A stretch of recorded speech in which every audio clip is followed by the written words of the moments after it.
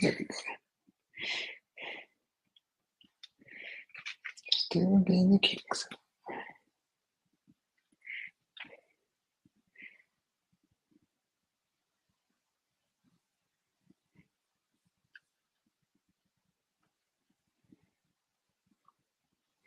Alrighty. Wait a few minutes.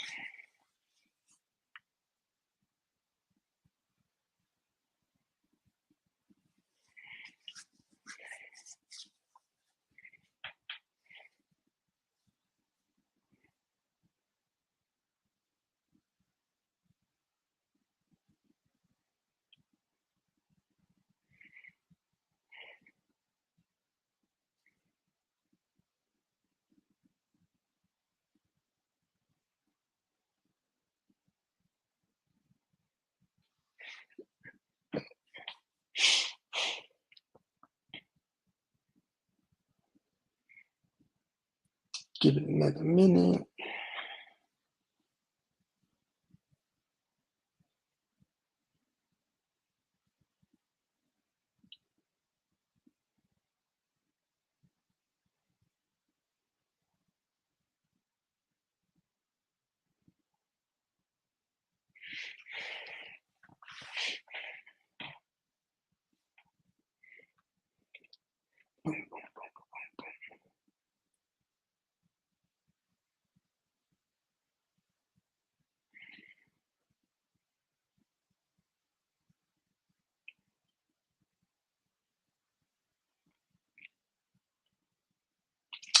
All right, let's hop into it. My name is K. Kenneth Davis. I'm the founder and CEO of the Transcapitalist LLC, and I am a financial literacy consultant to help people learn more about, especially the trans community, learn more about financial literacy and be able to help them. So always heavily focused on trans people of color.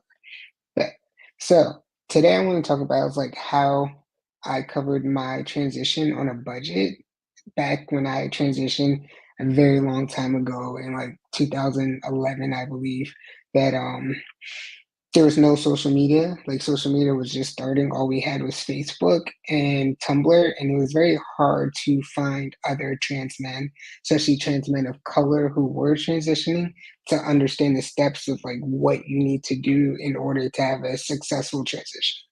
So when I first started, it was very hard. And I'm very thankful that I was in college at the time because my school was definitely becoming progressive, where they were able to offer free therapy. So I can go to a therapist to get my letter to start hormones. And then next, like to change your legal name, then to change your gender markers, and then make sure everything's set within your new name. And that can be a lot, and it can be expensive, and it can be troublesome. But I want to let y'all know that, like, if you stay determined and you have a plan, like written out what you need to do next, it will make your life so much easier. And that's what I did. So I literally like wrote down in my book all the things I needed to change and have to have my successful transition. And what I really noticed is that you have to think about the expenses. You have to think about like how much are you spending and how much you can afford and how much are you actually saving. So if we go from the beginning, the first thing that I did was to get HRT, hormone replacement therapy. And the way I did that, I was very lucky because like if you don't know my story, I was kicked out and disowned and like financially cut off for being trans. And the thing was, like, as I was coming out, I needed more medical insurance just because I also do have sickle cell anemia. And that can get very expensive as well with hospital visits. So, luckily, when I was financially cut off, they forgot or didn't or whatever. They were thinking that I still have medical insurance. And thanks to Obama, that I was able to stay on that insurance until I was like 25 years old. And mind you, I transitioned around the time that I was 22. So, with that being said, I was able to find a doctor. Like, I already had a primary care doctor, and I'll never forget this moment that when I went to see my primary care doctor, I told him, like, right then and there that day, like in November, that, like, hey, I want to transition and I want to start testosterone. Like, what do I need to do? Where do I need to go to? And luckily, he was nice enough. Like he was shocked, like he had this shocked look on his face, but he was nice enough to know to let me go to endocrinologist. And that time with my insurance, you had to have a referral, and he was willing to write that referral. So once I got the referral from them, I went to see the endocrinologist, and the endocrinologist said like whatever the state laws were then at that time in New York around 2011, that I needed to have at least 3 months of therapy and then have a therapist write off to let them know, like, okay, like he is serious about his transition. He has thought it through, and this is something that he really wants to do. So back then, of course, like, yeah, you have to have a lot of therapist letters in order for things to change.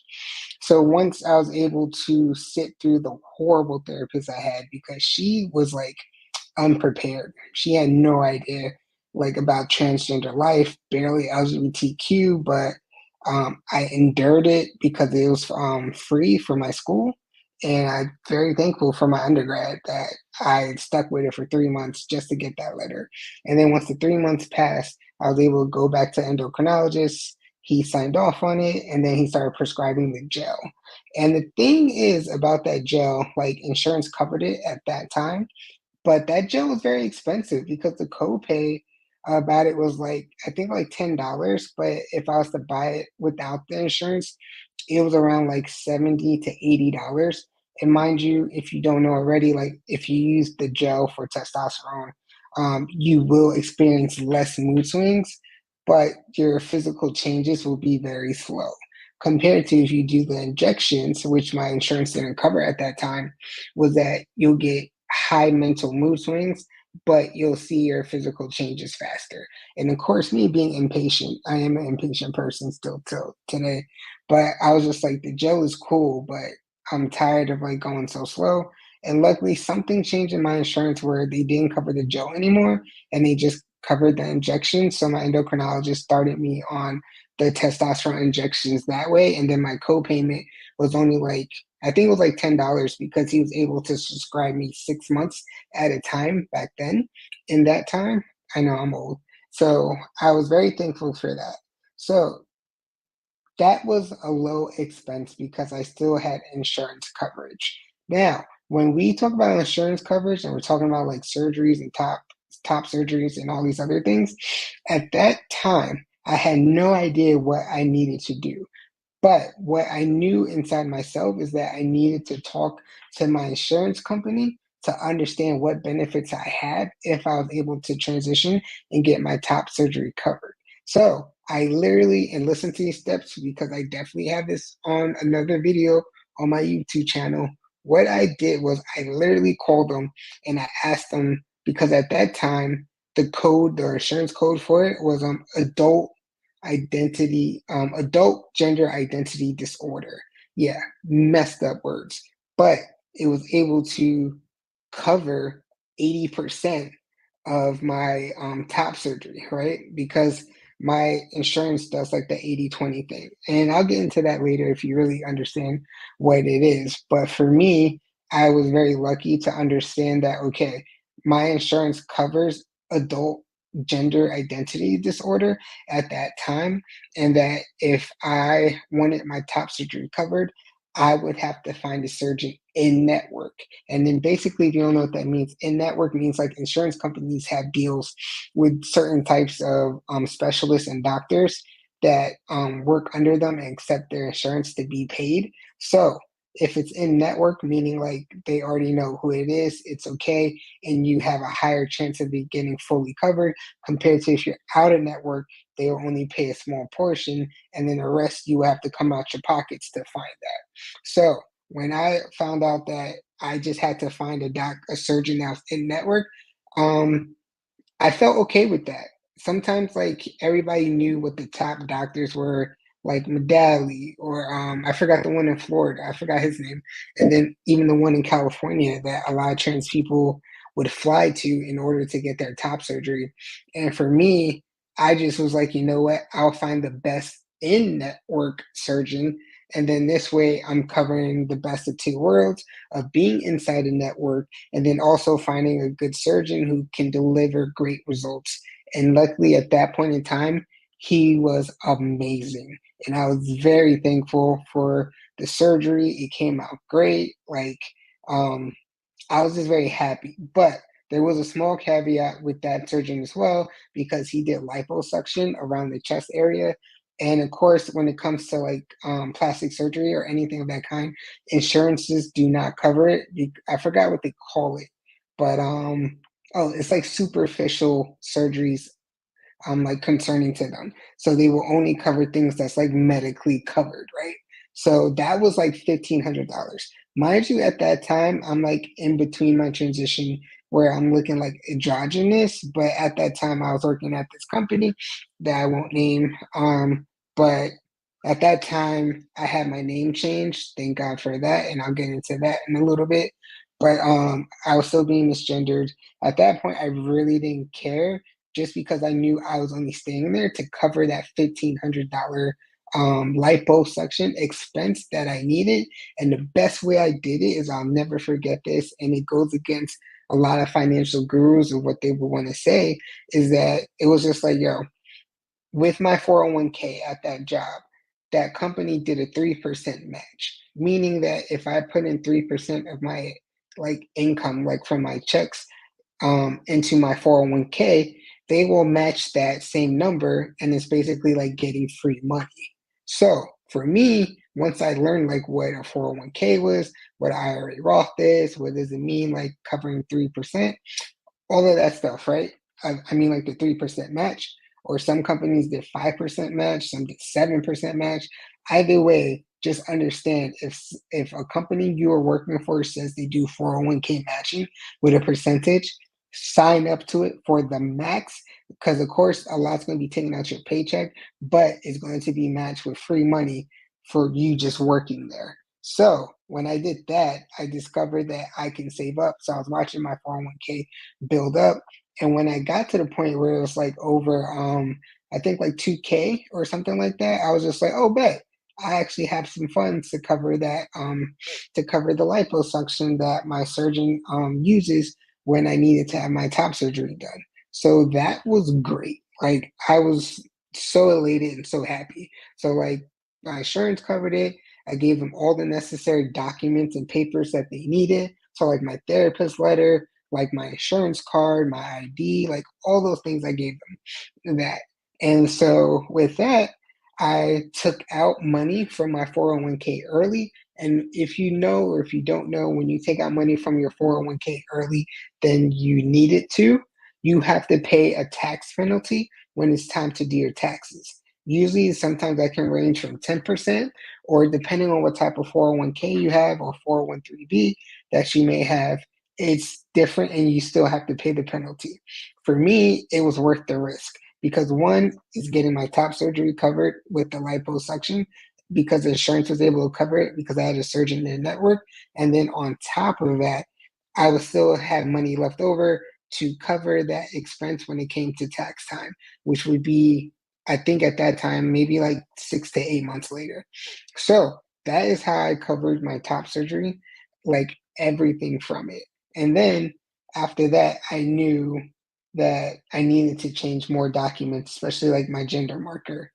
I didn't know it was like we're at like 13 to 14 minutes. I always want to keep these short, but we can like table it to another time, but I want to tell you that story. So the first thing too is, well, even before I did my top surgery, I got my name changed. And if you look on my TikTok, I do explain in that video how I did so. But to give it to you really quick, is that basically like my partner at the time was into political science and law.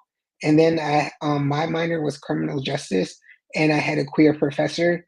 And like, if you are trans and you know you're trying to navigate getting your name change, like all the court documents can be very confusing. And you have to be very careful what you're doing of filling them out.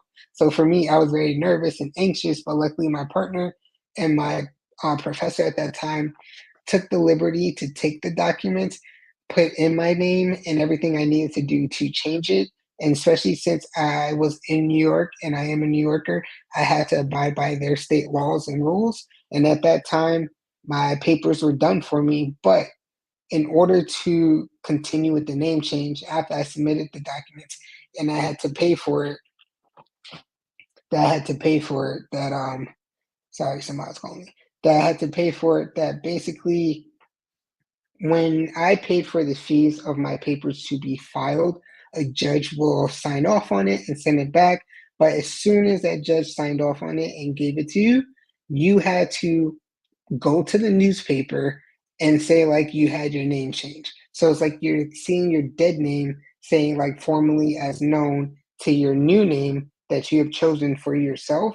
I think it's so stupid, but anyway, even in a newspaper, it was like this big. I still keep the clipping just for like security so people understand like, hey, I did do what I needed to do in order to make my name change valid.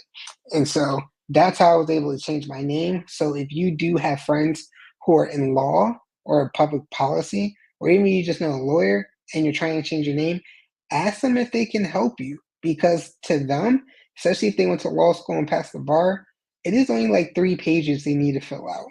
Honestly, it's nothing crazy, nothing big. And then also, to check within state laws that if you're unable to pay for your name change, some states will actually let you waive the fee and change your name, and you just have to give them the necessary documents. And then after I have a name change, of course, I changed my social security card, and I can't even wait to tell you that story. Like that one was so annoying and so upset.